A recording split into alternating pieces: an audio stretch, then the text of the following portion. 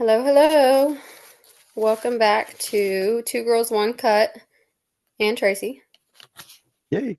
We got Abby over there. Hey, hi. Make sure you check us out on Thursdays at 7 on nighthawk-radio.com. You can also find us on Facebook at Nighthawk Radio, YouTube Music, Spotify, Rumble, Life 365. On Rumble, make sure that it's Nighthawk Radio, all one word. We also have an email now, so you can send us an email if you'd like. Our email is nighthawk-radio@outlook.com. And then we've also got a couple other shows, lots of other shows. But we're going to shout out Awakening Radio. They're on every Sunday at 7.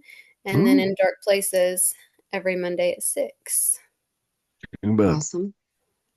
Today we're going to talk about Dean Coral, aka the Candyman. The Candyman. The Candy Man. So Dean Coral, he was a serial killer and a sex offender who abducted, raped, tortured, killed. What was it? At least 29. 29. 27. 29. Okay. Was it 29? I thought it was 27. Okay. 29 29 teenage plus. boys and That's young right. They men. Yes. found 27 in one spot. And then, yes, that's right. That's right. Yeah. I think there were, 16 in one spot, six in another, and more Yeah. in Something another. like that. Yeah, Yeah. there were three different places that they had found the bodies. Um, they were all, either teenage boys or young men. I think they ranged from 13 to 20, I think was the Yeah. oldest. Hmm. This happened between 1970 and 1973 in Houston and Pasadena, Texas. Yep. He also had two accomplices, David Brooks and Wayne Henley. They were teenage boys, and This is we'll where get this more. takes a weird Yeah, twist. we'll get more into them later. But they also assisted in some of the murders. Um, this was also known as the Houston mass murders, um, and it came to light after Wayne Henley shot and killed Dean Coral. So he was never actually convicted. Um, I guess it was all kind of hearsay, and I guess along with the evidence that they had, but it's unfortunate that he never. I feel like those families will never get justice. Um, Right. No, no. but also, it could have went on a lot longer. There could have been a lot more victims And had it not happened the way that it 29 did. is just what they That's a know of. lot in 3 years. Yeah. That's a lot. So, you know, to me, that tells me that there's probably more. Yeah. Oh, yeah. Yeah, I Yeah. agree. That's not within those three places that they searched. Right. Yeah, I Yeah. think there's more because you don't just, in 3 years that they know of. So what happened prior to those 3 years? Right. Yeah. So, Um, and this was the largest mass murder, I believe, in the United States up until that point. up at that Um, point, yeah. so yeah, so it kind of, I think it really shocked everybody. Um, but we'll get more into Dean Corll's, his childhood, things like that, and kind of, I guess, how he became to be the Candyman. He was born December 24th, 1939, in Fort Wayne, Indiana. So he was a Christmas Eve baby. He was the oldest of two Oh, well. boys. His mother was Mary Robinson, and his dad was Arnold Corll. His dad was very strict. He was the very strict parent, and then the mother, she was just very protective of her two boys. And I think that that caused a lot of marital issues between mom and dad. And they got a divorce in 1946. And shortly after that, his father got drafted into the Air Force. He had to move to Tennessee, and so the mom and the boys followed. I guess they weren't together, but she wanted the boys to still have a relationship with their dad. Right. Right. So they moved to Tennessee. They followed him. And then in 1950, so just 4 years later, the parents decided that they were going to get married again. So they got remarried. That's like And getting bit then by the same shark twice, right? I'm telling you, you think that you would learn after the first time.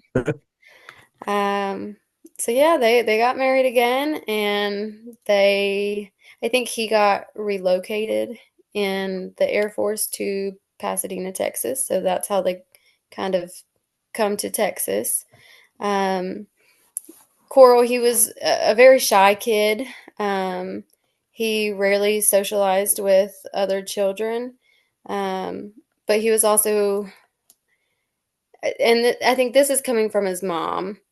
So she babied both of her boys. And Dean, I think, was kind of the apple of her eye. She thought the world of him. And I think she just passed away in 2010. She was like 90 some years old. Oh wow! Um, So she got to see it oh, all. yeah. So Yeah. she went through all this, Mm-hmm. as a parent So, to be yeah.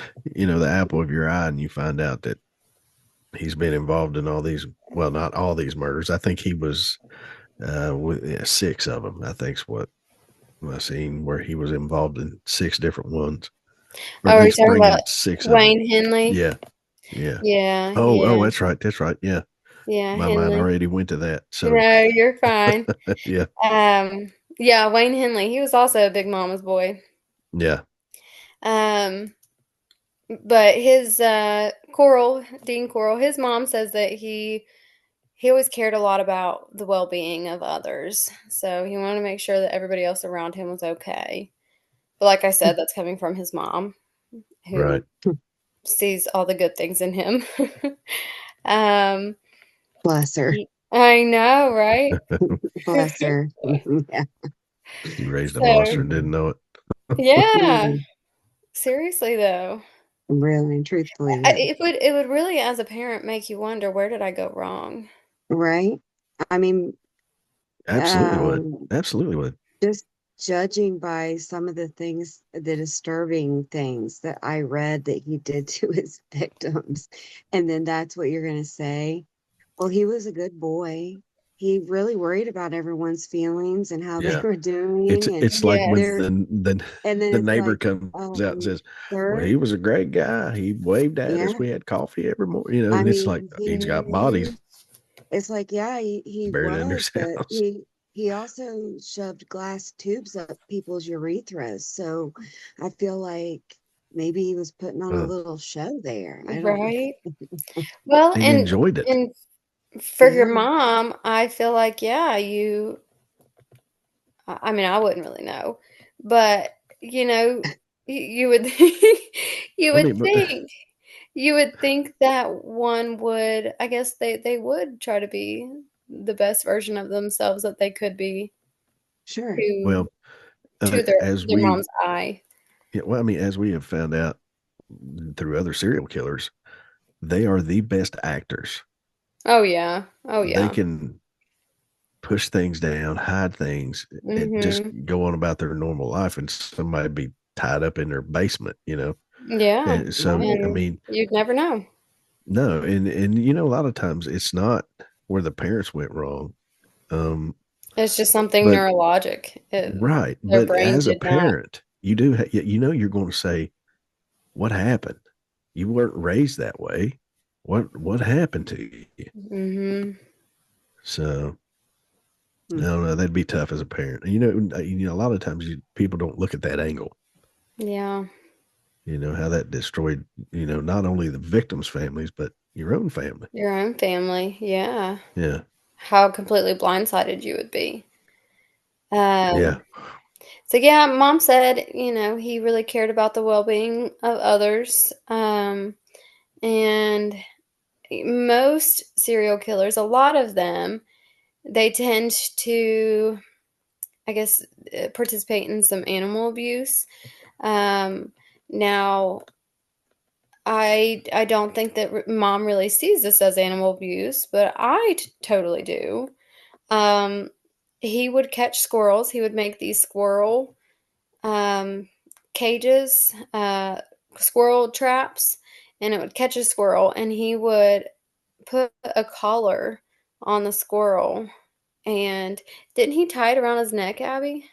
Hmm. He would tie the squirrel around his neck so like the squirrel couldn't get away. The squirrel I couldn't go don't know how anywhere. you can do that because a squirrel will bite the Right. shit out of you. That's I right. Yeah. know. It'd be I'm wild. shocked that these squirrels did not attack his face, eat his face Well, off.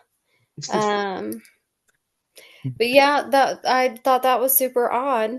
I Like don't. walking around like a dog, or did just he? I mean, hanging, oh, he just just They're hanging. just hanging, yeah, they're hanging Oh, just out. attached to his neck. I don't really know. that's weird. Hmm. Very odd. Very odd. So yeah, kind of like just it's my little pet squirrel I've got tied around me. But That's anyway, crazy. yeah. He also was diagnosed with rheumatic fever, and I guess that caused some like heart problems, and so he was not able to participate in PE, no sports, nothing like that, nothing that would get the heart rate up. Yeah. So he was quite a bit of a loner. Um, and then moving on in 1953, his parents divorced again for the second time. Surprise. Right. And mom, very shortly after, she marries a clock salesman. Very specific, I know. Yeah, But clock salesman, a Yeah. traveling clock salesman. yeah, traveling clock I bet he salesman. always Yeah, knew what time it was. I bet he did. I bet. um, and his name was Jake West, and they moved to Vidor, Texas. I guess that's where he was living or something. They all picked up and moved to Vidor, Texas. And then in 1955, there was a sister born. And then the mom and the stepdad, they started a small family candy company. And initially it was just out of their garage. Hmm. And Coral and his younger brother, they would work long hours while also still attending school. And they were responsible for, I guess, operating all of the candy making machines and packaging it all up. And then the stepfather, he would take the candy out and sell it to his customers as he's also selling Fixing their clocks. clocks. Yeah. Yeah. Hmm. There's some Um, jujubes, and by the There's way, never a I got a bad time for Timex here. candy. I mean, that's right. That's right. Time for the Um, candy. yeah, yeah. it's candy time. And then in 1958, he graduated from Vidor High School. Everyone says that he was, well behaved. He had decent grades. He was, still quite a bit of a loner. But he got into brass band and he played the trombone. And Hmm. then, I know, interesting, right? I wouldn't have picked him as a trombone player, but, you know, Here we are. here Well, we are. maybe later on in the years you'll find out he was pretty good at it. You're right. You're right. Big brass section. Sure. After graduation, his family they moved to Houston because they wanted to be closer to the city, and they opened up a shop called the Pecan Pecan Prince. See, I call them Mhm. pecans, but a lot of people make fun of that, so Yeah, No, it's it's people perfectly call pecan. them fine. pecans. Pecan. Pecan God Prince. damn Yankees. Pecan. The Pecan. pecan prince. They probably called it pecans in Texas, I would assume. No. No, no, no, no, Yeah. no, no, no. No, they called them pecans? Yes, most Pecans, definitely. okay. Well, then it's definitely Pecan Prince. Pecan Prince. That's right. And then in Mhm. 1960, um, Dean, he moved to Yoder, Indiana to live with his widowed grandmother. I guess that was a request from his mom. I'm assuming that that's her mom. Right. I'm assuming that the grandfather had passed away and mom felt like she needed somebody there. So he moved to Indiana to live with his grandma, help take care of his grandma for a little while. And while he was there, he was in a relationship. He met this woman and got in this relationship. She actually proposed to him and he declined. He said, no, thank you. Mhm. Um, so then after that, he's like, well, I guess my time here is done. So he moved back to Houston in 1962 to continue helping with the family candy business. And he lived in uh, a little apartment above the shop at this time. And then a year later, his mom gets a divorce from the salesman, and she decides she's going to open up her own candy business. And she called it the Coral Candy Company. And she made Dean the vice president, and she made the younger brother the secretary treasurer. Wow. Talk about a startup. What a I mean, way to, Right? yeah, what a way yeah. to stick it to the man. It's like, Right? I want a divorce. I don't I'm need your going to split our clocks. fam up, and Yeah, I'm going to take your business that's that I right. I'm helped going to build, and I'm going to snatch up all your start my clients and sell own. them my candy with That's my That's right. right. Yeah. ex-husband's name. Yeah, yeah, with So my So ex-husband's in name your at that. face, That's mom right. had it going on. Yeah, she right? did. She She knew wasn't what no she was dummy. doing. She was all Yeah, together, yeah, minus Yep. raising a serial killer. So right, Right, right. right. There's that. yeah, But it's an asterisk in her life.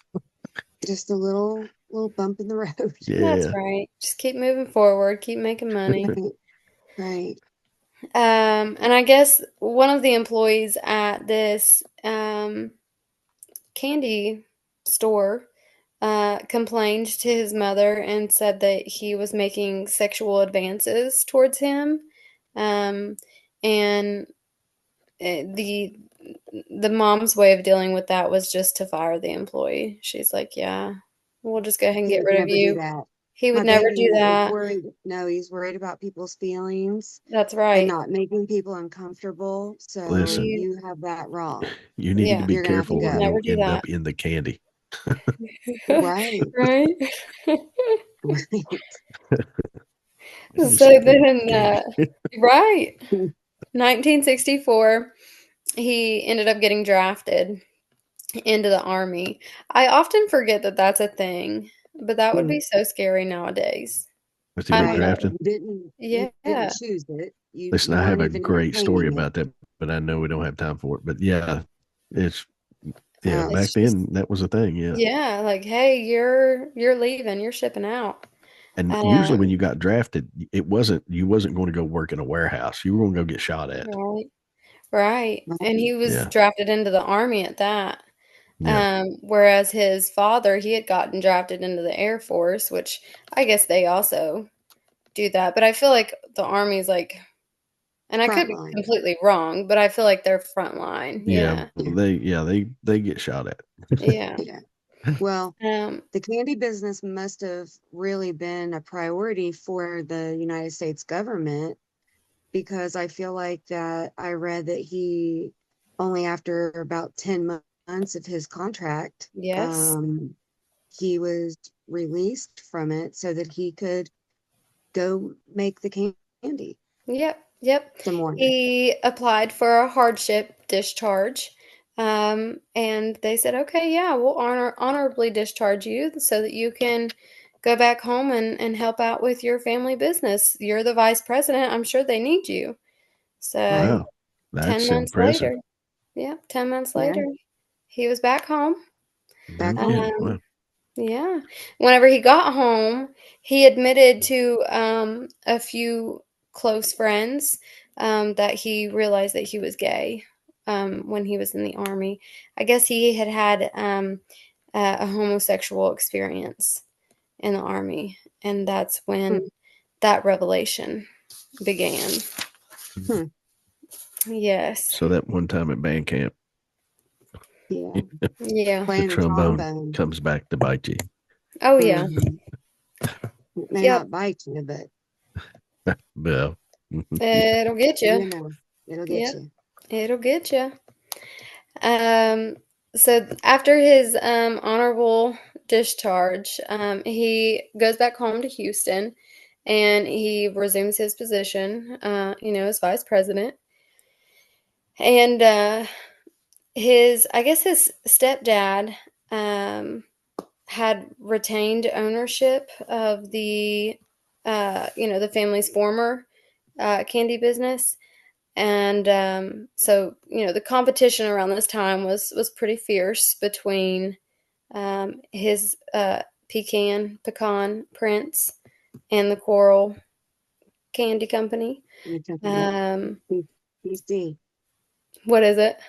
The CCC. Yeah, The the Coral Candy. CCC. Yeah. Yes. Um, but Coral, he increased the number of hours that he, worked, and um, he wanted to make sure that there was a public demand for his family's product. And so, 1965, the company they relocate, and it's right across from an elementary school. And oh, yeah, Hmm. yeah. So Coral, he was known to give all these local children candy, particularly teenage boys. And as a result of this, everyone kind of come to know him as the Candy Man, Also as the Pied Piper. And and the Pied Piper.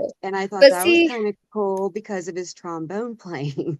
yeah, I didn't know that. okay, yeah. You know? I guess I never really understood the Pied Piper part, though. Well, the Pied Piper was someone that by playing music on a flute in folklore, like played this magical music and got all the rats that were in the city Out of to town. leave the city, yeah, Yeah. leave the town. And I think it was, maybe, if I'm not mistaken, I might have it all wrong, but I want to say it was in Ireland or Scotland. And Mhm. anyway, he pretty Yeah. much walked them off of a cliff over into the sea, was able to lure them with music. Okay. Okay, Yeah. yeah. Yeah. So that would make sense. So He so was he did alluring that them with with candy. So yeah, he candy would give him candy and Yeah. play his trombone, and it was and like shoot just mesmerize them. Yeah. fish in a barrel. Yeah. Right. So Right. I guess at this time, Pay no attention to those at this handcuffs. time, the company they had, a small amount of employees working there, and um, some of the employees would say that he may have behaved like a little flirtatiously towards some of the teenage male uh, employees in there, and so around this time, a lot of the teenage boys they would come over, they'd start hanging out because they wanted to come get free candy. And so Dean he decided he's going to put a pool table in the back room so that whenever these kids come to hang out, not only do they get to eat candy, but they can also play some pool. They can listen to He was music. slowly setting it up. Oh yeah, oh yeah. Yeah. Um, almost like he's definitely like baiting them. Like he's Yeah. making this like No a doubt. a little hangout spot. And maybe that wasn't even like his intention to begin with. I don't know, but I I it bet it was. definitely. What is it? I bet it was. You think Low And key. so? Yeah. yeah, and eventually, he would probably offer them beer or, Oh, and he did. something. Yes. Yeah. Eventually it ended up beer, drugs, just a Yeah. good old time. Go to the Candyman's house and party. Yeah. Right. So then a couple years later, in 1967, he befriends David Brooks. And so David Brooks at this point, he's only 12 years old. He's in sixth Ooh, the grade. plot thickens. I Can't wait. know. So he would have been how old whenever he kind of befriended Brooks? Would he have So he been was like born in 39, 59. He wasn't 49, he wasn't 59? 30. I think, So like 24, 25 ish. yeah, almost 30, I'd say. So Yeah. 25, 26-year old man befriends a 12-year-old boy. But Yeah. you got to think, it's not like it was today. Right. But People didn't have pedophiles on the mind like they do today. Right. I mean, I Today, guess that's a right. red flag all day. a pedophile wasn't really even a thing. Like nobody knew what that Yeah, I mean, was. like today, that would be a red flag all day long. Yeah. Right. But But he back totally then, it was. wasn't such a thing, you know? Right. But Yeah. I just think to myself, if I was the parent of a 12-year-old boy and I found out that my boy was now running and staying at, hanging out with, and ultimately for a while it seemed like he kind of resided there. He would stay with him, for days at a time. It's like you'd think that some kind of alarm bells will be going off in your mom brain, like, But there's a pool table and trombones and right. beer and And right, and pecan cookies. So Pecan. pecan. pecan. I have Yeah, pecan. sorry. The pecan cookies. They should have known it's So gonna be bad. they, I guess, whenever he's about 12 years old, they become real close, good friends, and he would, um, so Brooks, he would go with Dean regular trips to different beaches, and he would also take a bunch of other kids too. Um, but I guess he was one of the first, Dean was one of the first, like, actual, like, adult men that didn't mock um, David Brooks' appearance. They say that where did Tracy go? I Tracy don't left. know. He left us. Yeah, he'll Um, be back. yeah.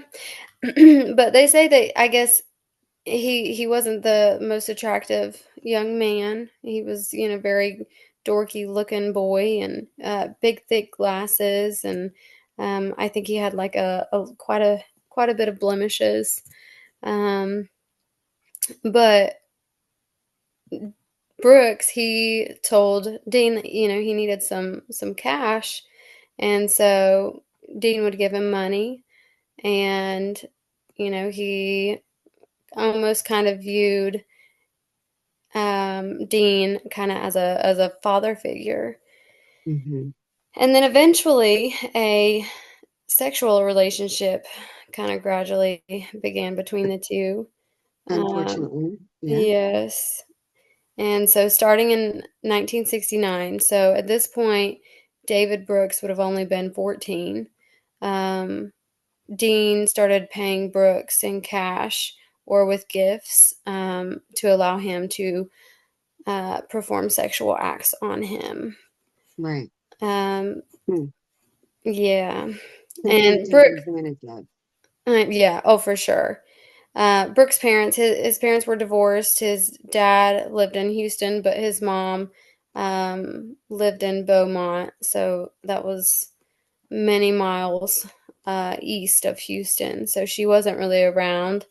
Um, and then a year later, he drops out of high school, and he actually moved in with his mom. But whenever he would come to visit his dad in Houston, he always visited Dean too. Right. Um, and then that same year, he moves back to Houston, and he kind of made Dean's house his second home. His apartment was his second home. Hmm. And so around this time, Dean's mom, she failed in her that third marriage, um, and she decided that she's going to. I guess it would have been the fourth marriage because she married the first husband twice. But Right, she right. decided that she's going to close the Coral Candy Company in Oh, 1968. Um, and she was going to open up a new candy store in Colorado. But hmm. Dean, he said, I'm not leaving. I'm staying here in Houston.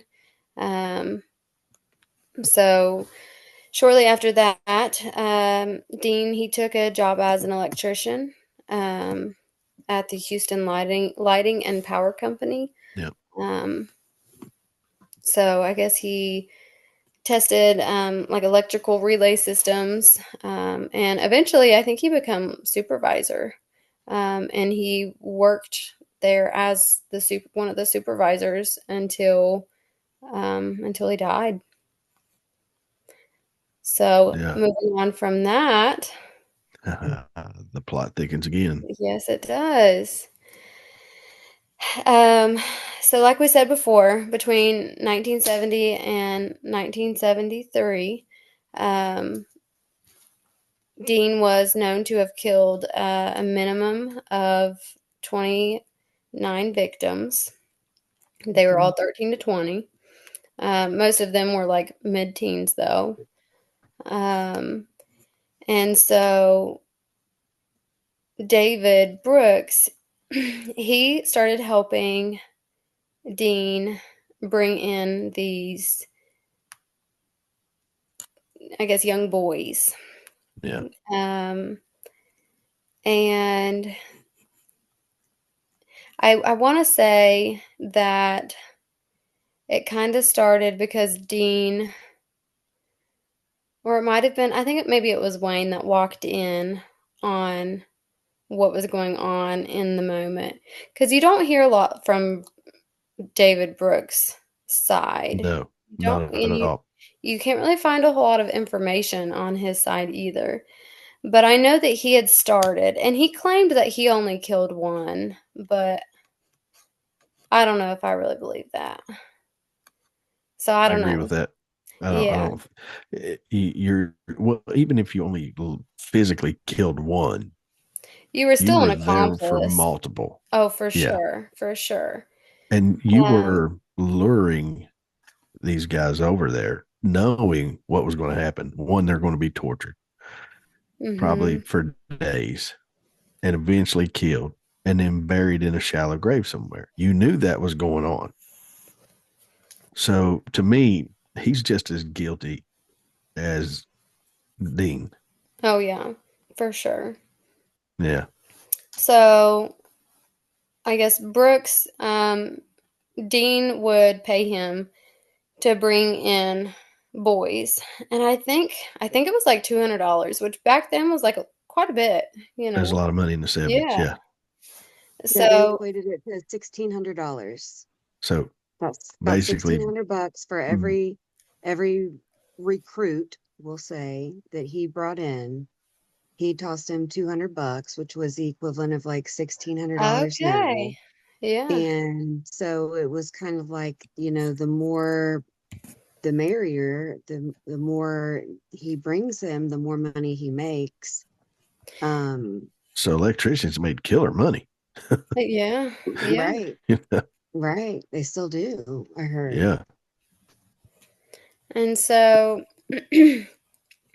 Brooks, he would help bring in these boys, and Wayne Henley happened to be one of these boys one day. Dun, So, dun, dun. sorry, there's a gnat in here. So he brings in Wayne, and for some reason or another, Dean decides not to kill him, and he decides that he's just going to make him an accomplice too. Um, and I think that I had read that it was something to do with a joke that he had told him. He liked him. And I think yes. that's what ended up being. He actually liked Wayne Yes. as a friend, Yeah. not as somebody to torture and rape. He just he liked him like a friend. Right.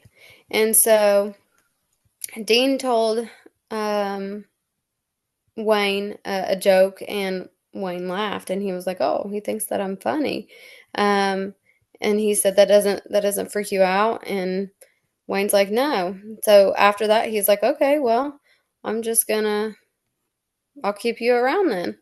And so I think Wayne he kind of also made Dean's house his second home, and he walked in one day, and Dean had two boys strapped to this wooden he had a piece of wooden plywood, and I think they said there were four holes There were in the holes. Yeah. plywood Yeah. for handcuffs.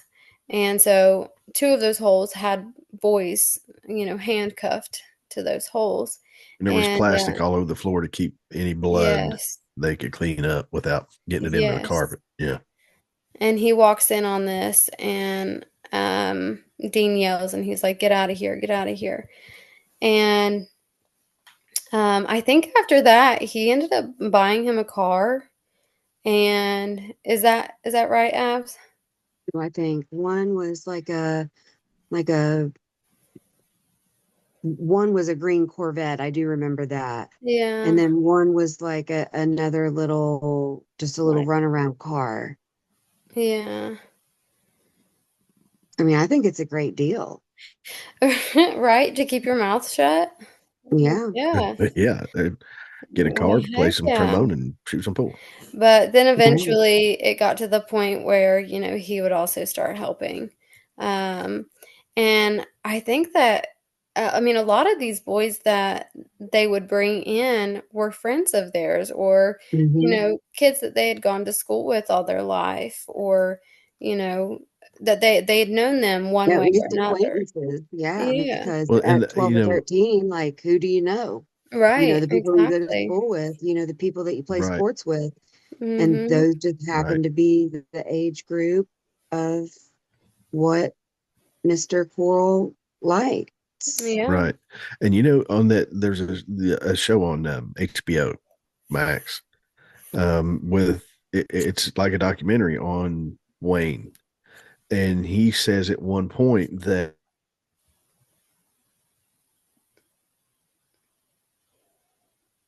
Well, he thought Dean was going to kill him, and David stopped it. He kind of intervened. Hmm. So, there at one point he was going to maybe, he said he was coming at him with a knife, and David got in between them, and they kind of, it just kind of, toned down the escalation of it. So, I mean, at one played point, it I think off. Dean was going to kill Wayne. Yeah. Hmm. Mhm. Yeah. Yeah, I think so. Um, and so I think from there, I want to say that like it was probably more Wayne after that, more so than it was David Brooks, because I think it kind of seemed like Dean kind of um replaced Brooks in a Yeah. way. He favored Wayne. Oh, for sure. He definitely favored Wayne. Um, Yeah. and they would, um, they would lure these boys in. Dean would take them into his room, and he would handcuff them. He would torture them, beat them, um, stick various objects in the rear end, as well as objects in the urethra. Abby had mentioned earlier the glass rods. He would stick a glass rod in the urethra, and then he would smash it The while it's penis with while that it's glass rod inside. inside of Yes. his urethra. Why Yes. would you do that? Oh, my. Yes. I guess he Yes. just wanted to see what Damn it. happened. That definitely made me cringe a little bit. Yeah, same. I mean, it takes a lot for me to be like, Oh, what? And yeah. that one definitely got to me a little bit. I thought, well, one, No joke. that's unique. Yeah. Who would Also even just think? terrible. Just a terrible human to come up with that. Yeah. Yeah. Yeah, that sounds really terrible. Yeah. I couldn't imagine. Yeah. Not a Mhm. joke. Yeah. Um, and so most of these victims, they were killed by asphyxiation. Some of them were shot with a 22 revolver. Mhm. Um, I think there was one, it was actually Wayne's friend. He, Frank. yes, I think so.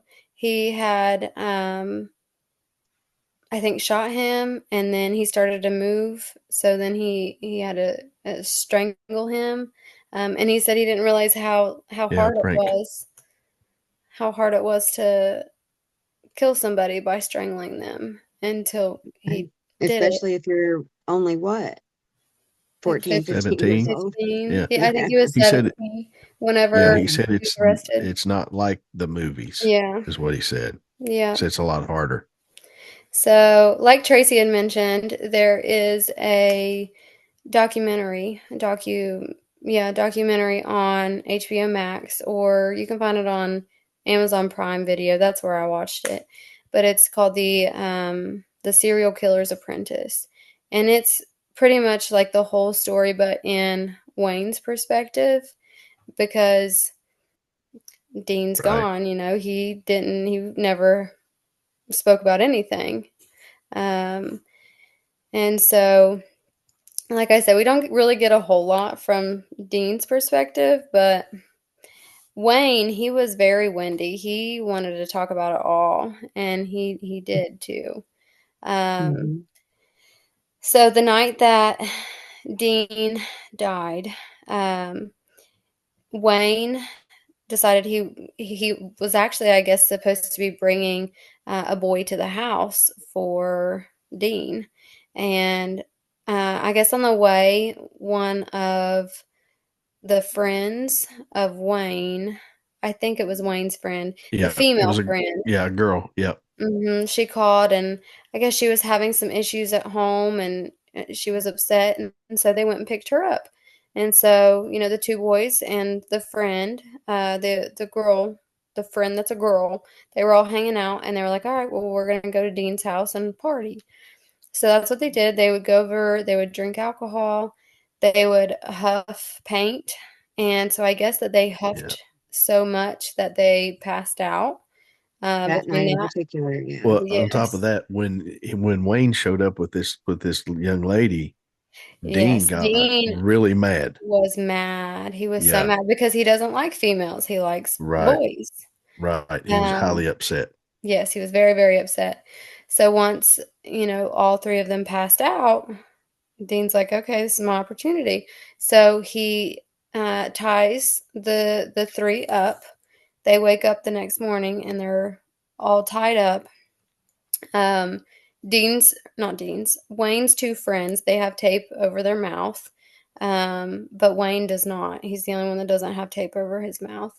And so once they all start to come to, um, Wayne's like, what are you doing?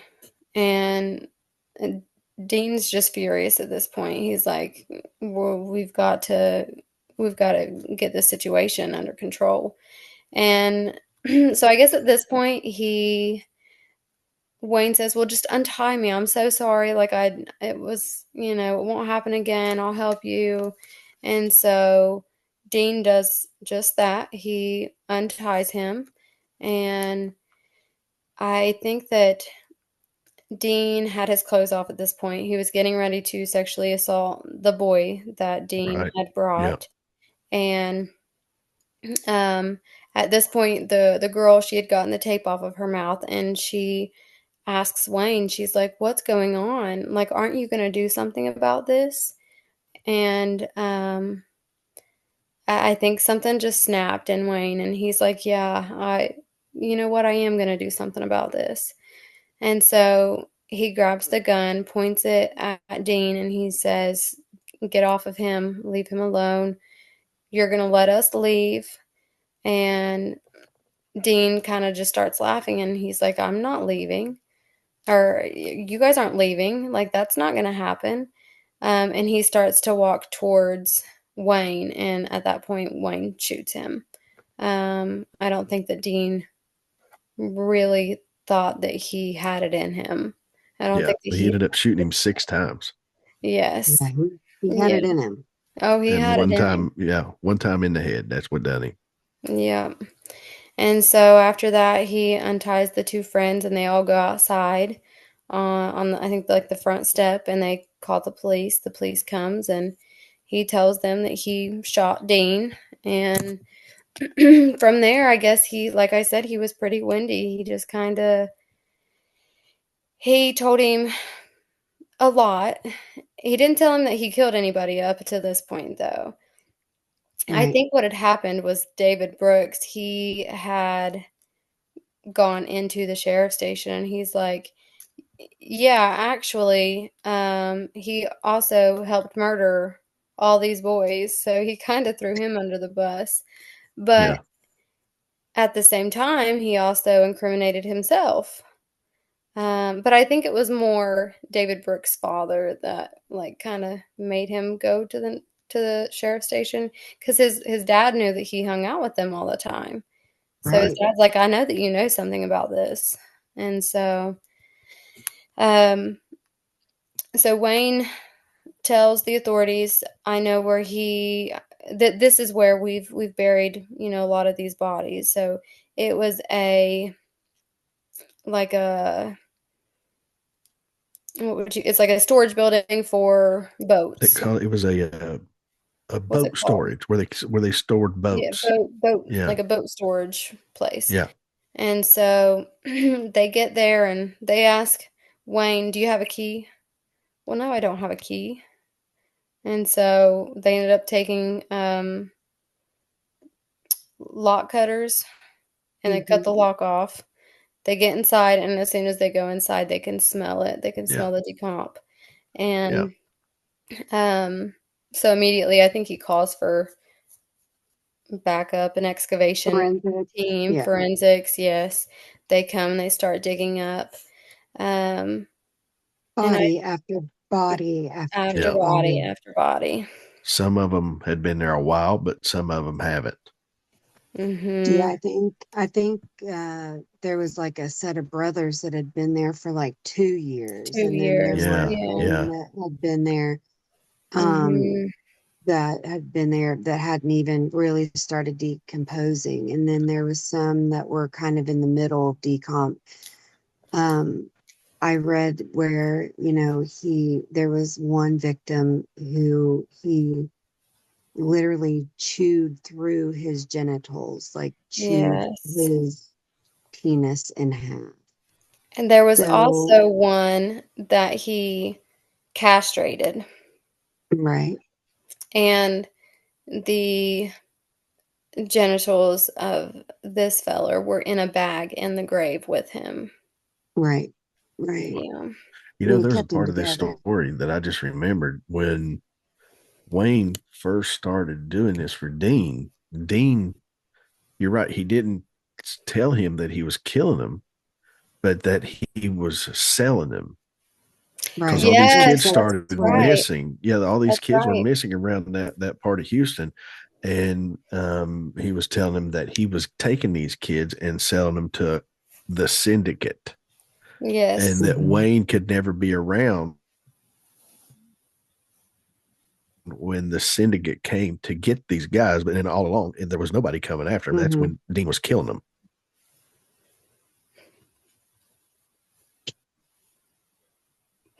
So yeah, I just remembered that part of the story there about this. Yeah, Yes.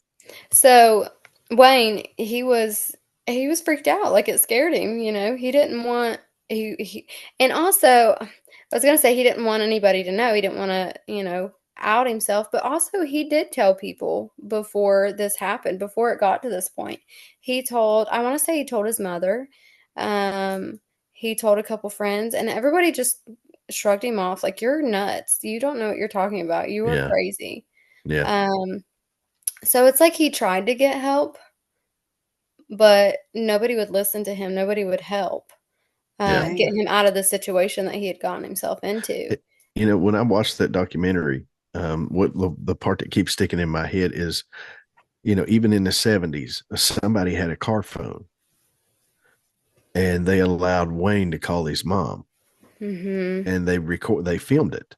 Yeah. And he said, "Mom, I just killed Dean," and she was like, "No, no, no, no." He said, "Yes," and she wanted to come down there, and the police wouldn't let her come They down. But said that's I no. remember. That's kind of stuck in my head for some reason. Just Mm-hmm. you and we go back to what's it like to be a parent of a serial killer, and to me, he's just as much a serial killer as Dean was. Yeah, Absolutely. Even though, but also seeing the video of him talking to his mom, like he was just a scared boy. Like he was just a sure, at scared 17, little boy. 17 years old, Yeah, he was still a child. Um, and he got caught up in this thing, and mhm. unfortunately, you know, He felt like he had no way out. he's And I deemed, think he really a liked the murderer. money, probably needed the Yeah, money, Oh, even and though he he did for was sure. He it was sure, trying to worked. help support his It family. met met everybody's needs, met his Mhm. financial needs, met Dean's sick and twisted needs. Yeah. And he was also a victim of his as far as, sure, um, him abusing him, Yeah. Dean abusing Wayne and the other boy. Um, so I'm sure that they all had some PTSD. They all needed sure, some yeah, counseling. yeah. Yeah.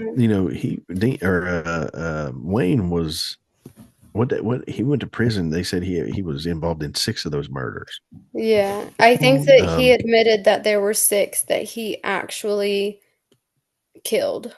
Like, right. he right, killed with his own hands. Okay, now think about that. At 17, killing 6 people, and 6 boys that you know. one of those one of those was a close friend. Yeah. mhm, Frank. He brought Frank in, and Mhm. Frank was a close friend of his. So at 17, you're faced with, what, well, not really faced, but you put your hands around somebody's throat and watch the life right, go out of their eyes. right. 6 times. I mean, I got no words for that. 6 different times, yeah, and all this stuff. He was still a murderer. Yeah. Now, Oh, yeah. did he do the city of Houston a favor by killing Dean? Absolutely. He Oh, for shouldn't sure, even, yeah. that's 100% self defense. Well, and he also saved the 2 friends, like, the 2 friends that he had brought Right. in And think the about how last many time. lives he saved after he Yeah. killed Dean, because this could have went on. We're talking about a 3-year span. We know serial killers can go 20, 30 years. Mhm. This guy And could have Dean killed. probably would have went much longer. Oh, absolutely. Yeah. Absolutely. But we're talking potentially hundreds of people that Dean could have tortured and killed. Yeah. Hmm. So on that basis, yeah, I feel that 100% that Wayne's a serial killer. But on the other hand, yeah, he saved so many lives by ending Dean's life. And I don't know if the courts took that into, you know, thought about that when they convicted him, because he's still in prison today. Yeah. Oh, yeah. He got a couple life sentences, I think. Yeah. I Yes. think they both did. So, and I think he's up for parole pretty soon. I think in October, yeah. Yeah, like yeah, really soon. And it's like at this point, like, this man is what, almost 70? Be in his 70s, yeah. Yeah, being a 70s. Like, it's like, I don't know. He was a child. His brain was not even developed. And not to say that like there's any excuse for murder, but I guess just seeing the videos in the documentary of him talking to his mom and like he was in tears. Like he's like, "Mama, I just killed Dean." Yeah, Um, I guess it just kind of like humanizes him. sure it Um, does. and You know, he looked ashamed, you know. yeah, at that point it may have actually all come crashing down on him. Like, Mhm. I killed this guy, but I've also killed other people. And, Yeah. you know, eh, I don't know. It's just He he was every a victim himself, and he's been up.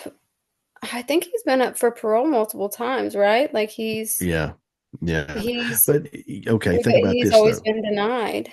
He's been in prison since he was 17. Hmm. He's in his 70s. What kind of life would he know on the outside? You're right. You But know, it's like he spent his entire his last few years to at least be able to experience a few things.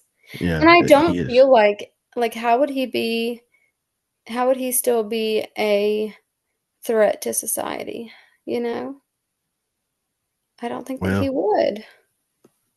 and I'm surprised in Texas that he didn't get the death penalty. Yeah, me Hmm. too, truly, yeah. You I feel know, like Dean if Yep, probably yes it would is. have if he would have oh ever yeah, Oh, went, for sure. yeah, but because I think that they were so young when they were recruited, and I'm sure that there had to have been a soft spot for them because, they were young, impressionable, even though they did wrong, young men. and Um, he may not have Maybe got the they death penalty took because he advantage. was a minor. Right. Well, and Because also, I just wonder had Dean been alive, like if he had been arrested and all three of them had been caught, would Henley and Brooks, would they have gotten nearly the amount that they did? Because I feel like at this time, this was the largest mass murder, and it's like we have to put the blame on somebody. Somebody right, has to Right. pay for this. right. So Dean can't pay for it, so they're making these two boys pay for it. So we know what happened to Dean. He died of lead poisoning. So Right.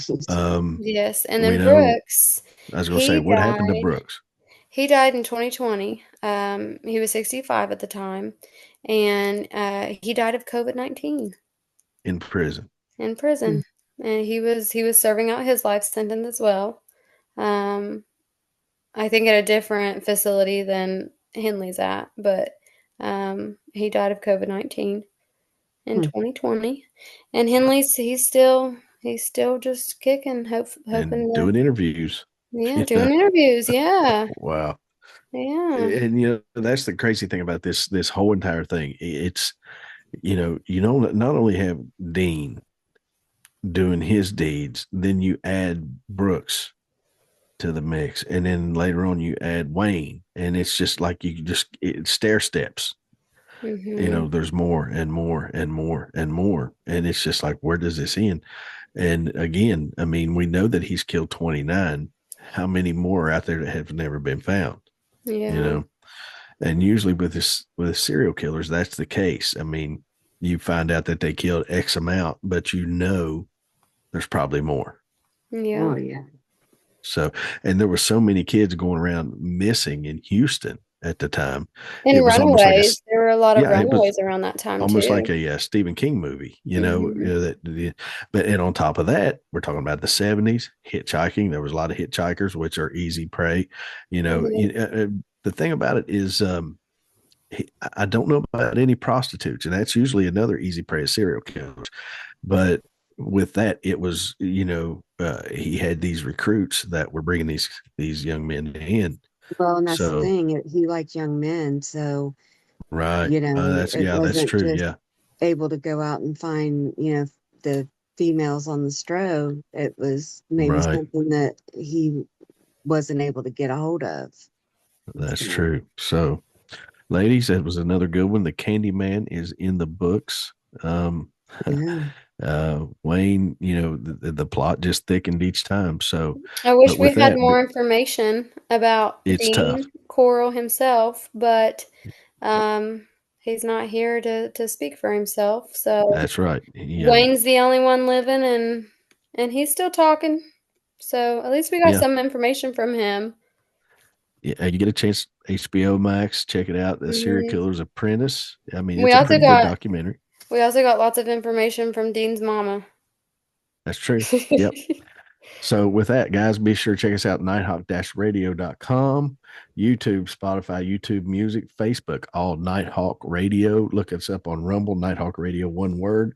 We are on Live 365 app, Nighthawk Radio. Be sure to check out In Dark Places Monday at 6. Check out Awakening Radio Sundays at 7. This show here Thursdays at 7. Um, with that, ladies, thank you so much. Another good one. Seth Man, Okay. take us home.